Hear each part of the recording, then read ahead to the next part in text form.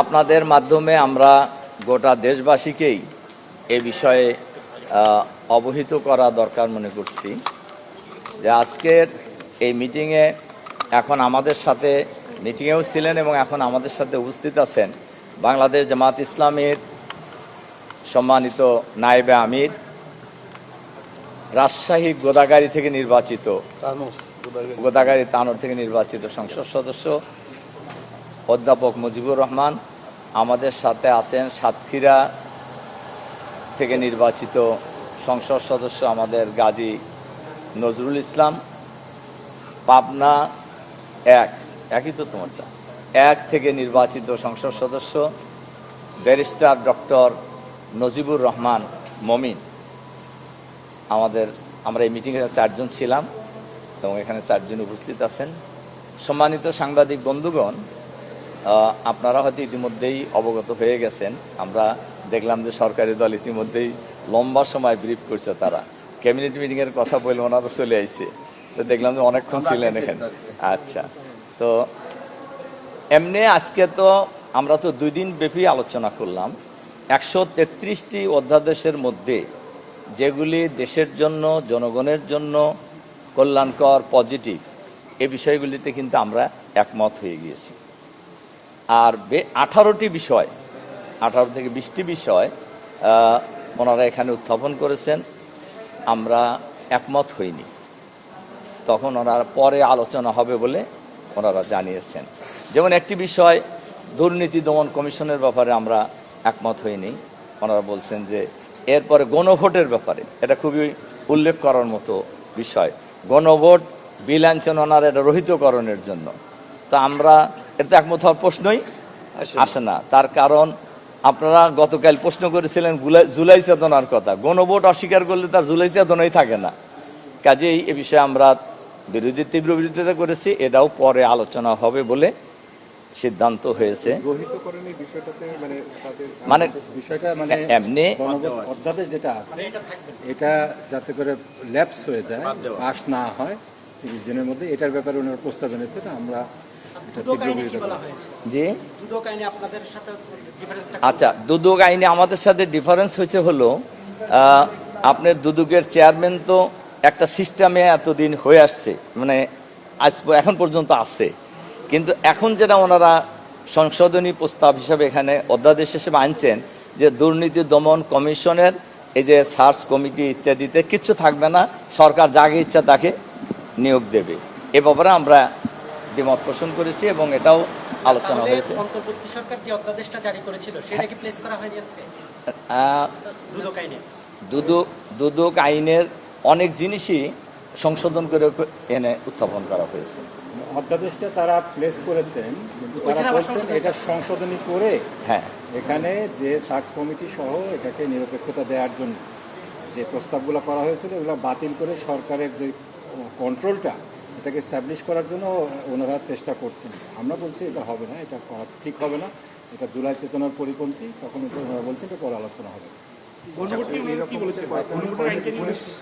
হ্যাঁ, পুলিশ কমিশনের আলোচনাটাও আমরা পরে বলা হয়েছে, পরে, যেহেতু এখানেও আইজিপি নিয়োগের ব্যাপারে তো একটা সিস্টেমের কথা আগে বলা হয়েছে, কিন্তু এখন ওই সিস্টেমটা ওনারা বাদ দিয়ে সংশোধনী আকারে সরকার যাকে ইচ্ছা তাকেই নিয়োগ করতে পারবে। এই জন্য আমরা এটার বিরোধিতা করেছি এবং ওনারা বলছেন এটা আলোচনা পরে হবে। এটা ধরেন প্রায় 18-20টা। না, আমরা তো আমাদের কথা বলবো, আমাদের কথা আমরা বলেই যাব, যেটা দেশের পক্ষে, জনগণের পক্ষে।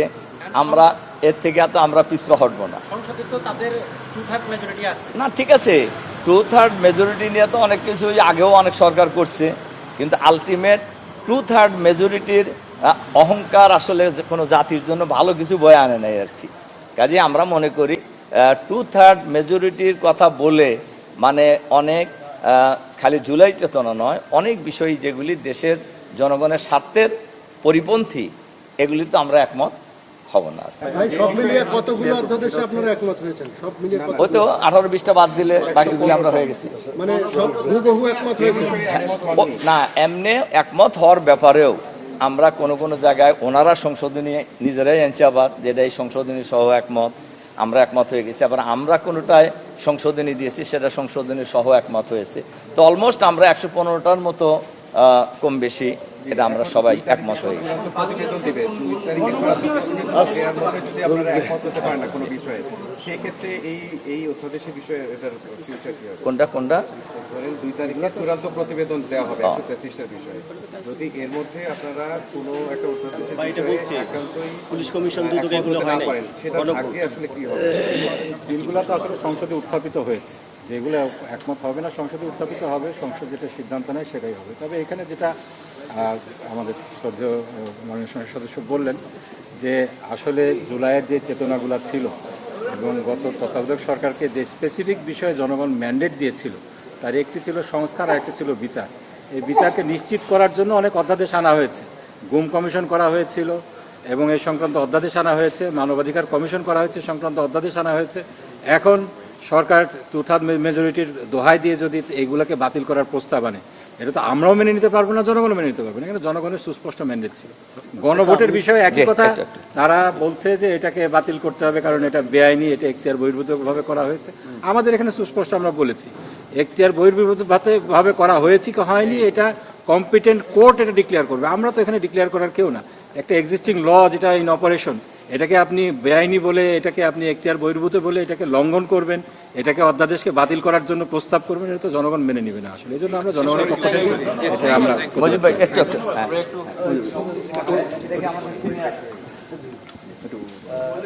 সম্মানিত সাংবাদিক ভাইরা, আমি শেষ কথাটা বলে আমরা চলে যেতে চাই। আসলে এটা মূলত 3টি বছরের যে অধ্যাদেশ ছিল, 2024, 2025 এবং 2026, এই 3টি বছরে 133টা অধ্যাদেশ জারি করা হয়েছে বিভিন্ন প্রয়োজনে। এই প্রয়োজনগুলোকে সামনে রেখে যে অধ্যাদেশ করা হয়েছে, এটার মধ্যে কতটুকু ভালো কতটুকু খারাপ এটা যাচাই বাছাই করার জন্য একটা কমিটি, বিশেষ কমিটি করা হয়েছে। এটা বোধহয় 13 সদস্য বিশিষ্ট কমিটি। তার মধ্যে আমাদের জামাত ইসলামের এখানে যারা আছেন, আপনার নাম সবাই তো শুনলেন।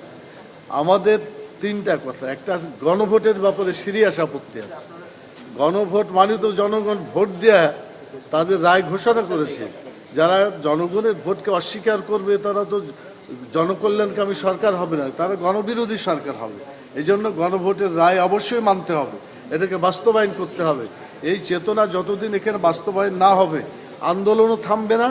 আর এই ধরনের বিতর্কিত কথাগুলো যারা সরকার বলছে, এটা কোনো কাজে লাগবে না। এই জন্য তারা আমাদেরকে বলছে যে আমরা আলোচনা করব, সেজন্য সময় দরকার। কিন্তু আমরা লক্ষ্য করছি যে ওনারা তাড়াহুড়া করছেন অনেকটাই বলা যায়। মানে 133টা অধ্যাদেশ আপনি যদি কিছু একটু অল্প করেও আলোচনা করেন, তা তো অনেক দিন লাগবে। কিন্তু 2 তারিখে এটা শেষ করতে চাই বা এত তারিখের মধ্যে করতে চাই, আমরা এটা মানি না। আমরা বলতে চাই বাধ্যবাধকতা আছে যে 30 না, এটা কোনো বাধ্যবাধকতা নয়, যে কোনো সময় আমরা বাড়াইতে পারি। সরকার ইচ্ছা করলে আরও সময় দিতে পারে।